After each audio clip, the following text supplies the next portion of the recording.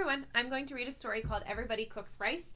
It was written by Nora Dooley and the illustrations are by Peter J. Thornton. Everybody cooks rice.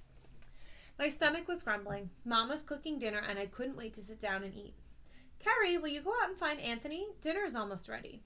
Mom is always asking me to look for Anthony. He's my little brother and he's such a moocher. If he's not playing ball or hopscotch, he's at a neighbor's house tasting their dinner.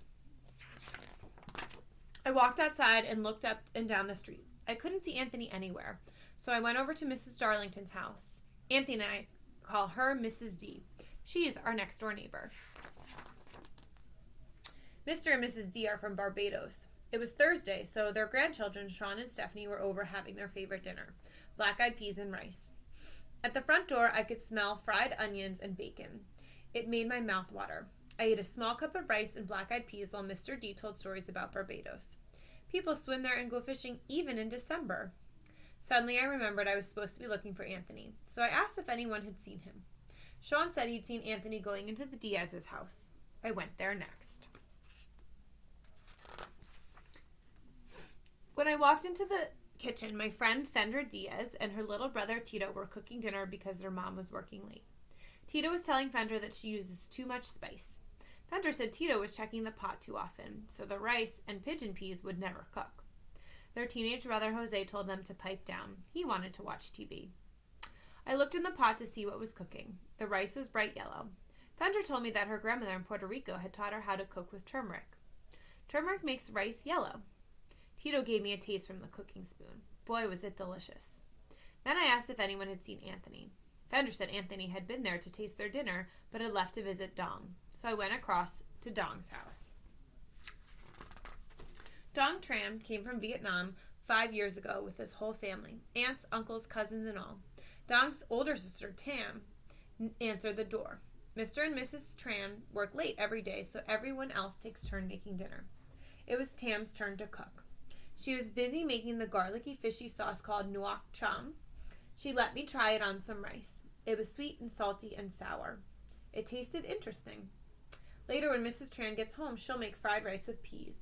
When Mr. Tran gets home, everyone will sit down and eat together. When I asked if anyone had seen my brother, Dong, said Anthony, had been helping Mrs. Hu and Meili with their groceries. The Hus live on the corner, so I started to walk up the street. Carrie, wait up, someone called. It was my friend Reggie. He was carrying 3 round metal boxes all clipped together. Something inside smelled delicious. So I asked him what it was. Reggie said his parents were working at their video and gift shop, so he was bringing them leftovers in a tiffin carrier.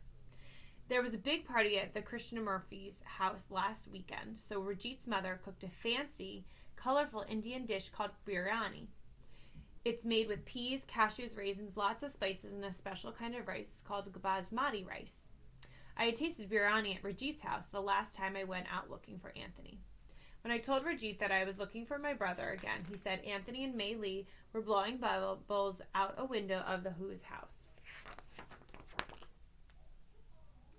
The Hu's came from China a year ago. Mrs. Hu is just learning how to speak English.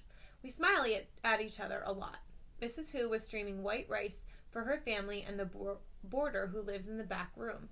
She was also making tofu and vegetables in the wok. That's a big pan with a round bottom.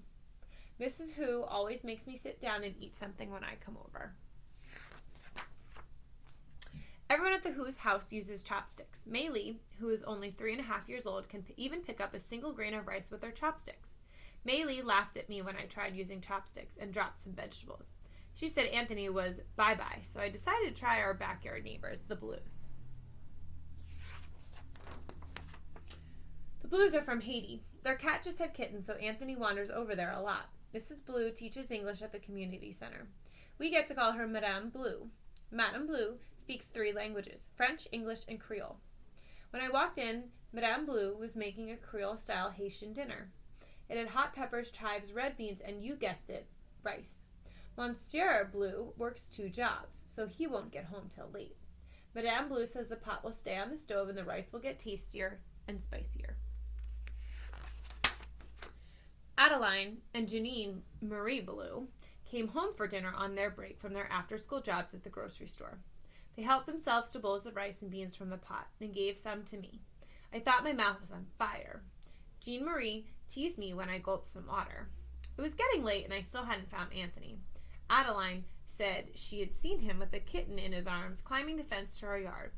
I said thanks and au revoir, that means goodbye, and hurried home. When I walked into the house, Anthony was showing the kitten to our baby sister, Anna. He was explaining to Mom that he was only borrowing the kitten. Mom was putting dinner on the table. Her grandmother from northern Italy taught our grandmother, who taught Mom how to cook risi bisi, rice with green peas. Mom puts butter, grated cheese, and some nutmeg on it. It smelled so good that my stomach wasn't grumbling anymore. I told Mom that I was too full to eat. Anthony said he wanted to eat his dinner even though he was full, because he loves rice, and that afternoon he found out that everybody cooks rice. The end.